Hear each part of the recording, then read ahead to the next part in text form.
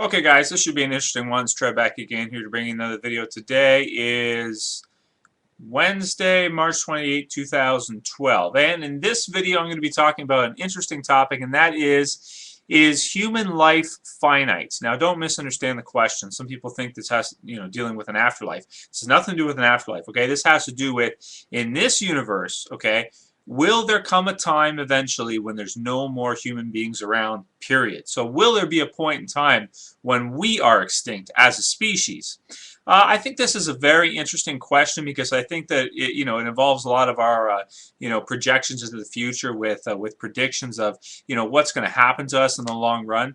There are a lot of different problems. There are a lot of different challenges that we as a species would have to conquer, would have to overcome, and some of these problems, they almost seem insurmountable. Now, people could argue that they just seem insurmountable because of the amount of technology we have right now, because of we're just so young in our dominance over the planet, and our time hasn't been that long, so it's kind of really early to tell. But when you look at the planet, you look at the rate that human beings have been, in number growing. The population has grown so crazy. I think I read that in the 1800s there was around 1 billion human beings alive, and now just a couple hundred years later, our population is nearing 7 billion, or as close to 7 billion. So, I mean, the rate at which we are, our population is growing is huge. The rate at which we are spreading around on the globe, and just I mean, people always, most couples are having more kids. You have a lot of couples that would have like 4, 5, 6, 7, 8 kids. So there's just more and more all the time, and it's just getting out of control, to the point where, like, even in China they have a rule to limit the amount of people that like the one-child policy. I'm not sure if that's still in effect, but I know it was for a while.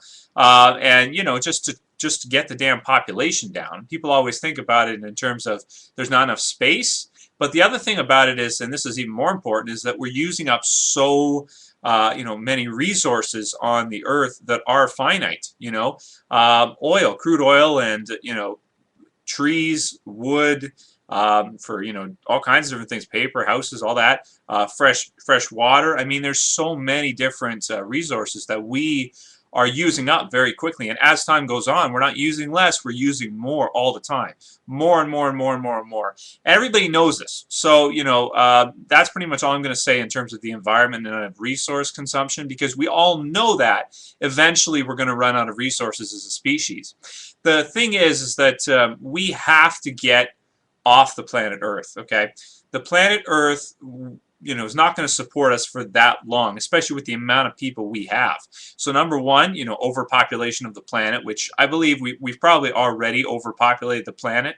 1 billion people is probably enough to give us long enough time to figure out, technology-wise and engineering-wise, how the hell we're going to get off this rock and find other planets to colonize and this kind of stuff. The thing is we also can't stay here forever either, because there are a lot of problems that will happen, from staying in this solar system. There are, like our sun, for example, has a lifespan as well as, many other things too. There could be, catastrophes could happen. There could be suns close by or stars close by that could go supernova and could blow us up, could send so much radiation out that could kill us all, and this isn't a question of will it happen, it's a question of when it will happen. Not will, it will happen. When will it happen? That's the thing. So it's sort of like a race against time, in that, in long term, whether or not we're going to be able to make it as a species. Like, you got the dinosaurs and them going extinct, but what about us? The only way we're going to be able to do it is if we are able to expand, out from Earth, expand out to other planets, and also even planets too, in their resources. It's going to be really hard to travel, to traverse the universe, to get to a point where we can actually start to find other planets that have the kind of resources that we're going to need. We'd have to create, big space stations. We'd have to spread out. We'd have to be able to create, basically we'd have to create our own living quarters in space, okay, that could support us. And the problem with space is there's like no resources. I mean, what do you have? You have light, so solar power. What else though? How are we going to create? There's so many problems with that too, and just creating a livable space. That we can actually use and then create more from that one and replicate that system and expand outward further, move out, spread, this kind of stuff. Getting the resources that would enable us to create a standalone system that could then create other systems and move. Man, that is the type of problem that is, complexity is huge. It to the point where it almost sounds impossible. I mean, maybe there's a point we could get to, in time where we could use solar power to do all these types of things that we would need to create the kind of environment that we would need to live in. But, that is definitely, a problem that, people will face eventually. Not a question of, will they or not, when they do. It's going to happen. The problem with it is that, we're going to run out of resources. And the Earth, like I said before, the Earth is subject to time too.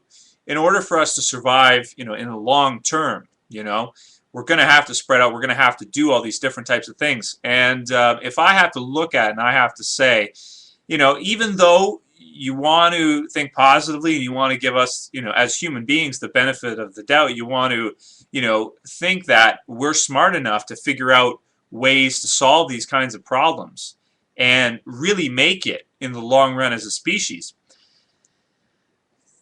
I don't see it happening. I see human beings as being, first of all, okay, here's some reasons why. I mean, we might not even get to that point where we're looking to, create these type of systems, because we may destroy ourselves before we even get there.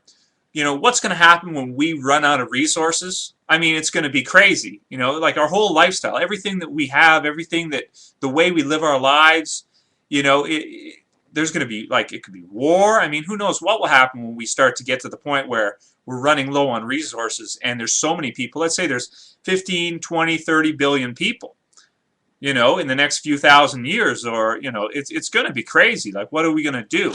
There's guaranteed to be war. There's guaranteed to be people going at each other, countries, governments, corporations, the rich probably will hoard for themselves. The poor people will all die. I mean, it's going to be pretty bad. It's going to be pretty bad. So I don't mean to sound like a doom and gloomer, but I think when I look at the long term and I look at the challenges, I don't think we as human beings have what it takes to do it in the long run, to create systems in space. We're more interested in entertainment, okay, and what's on television and what sports team is winning than we are with our current level of engineering, technology, all these, complexity, things that are very high complexity.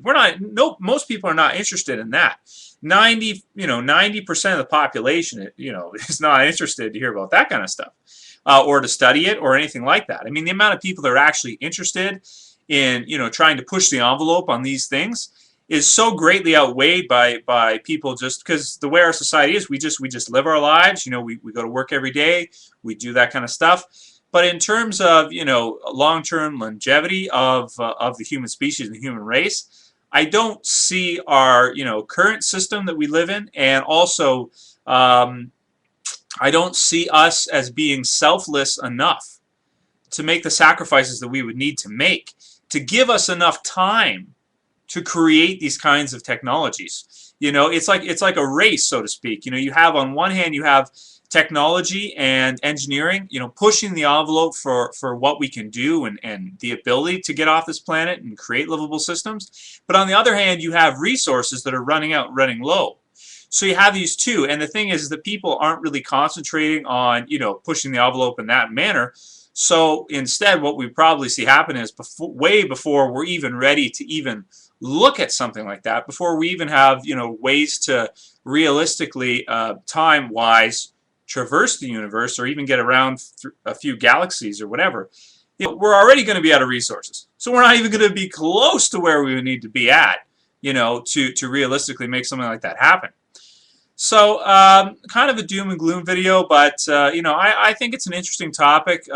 Is human beings' life finite? Um, will the human species be around, for hundreds of thousands, millions of years? I gotta say no. I don't think we will. Anyway, that's it for this video, guys. Let me know what you think about it. Do a video response if you like. Talk about it. Is human life finite? I think so. Later, guys.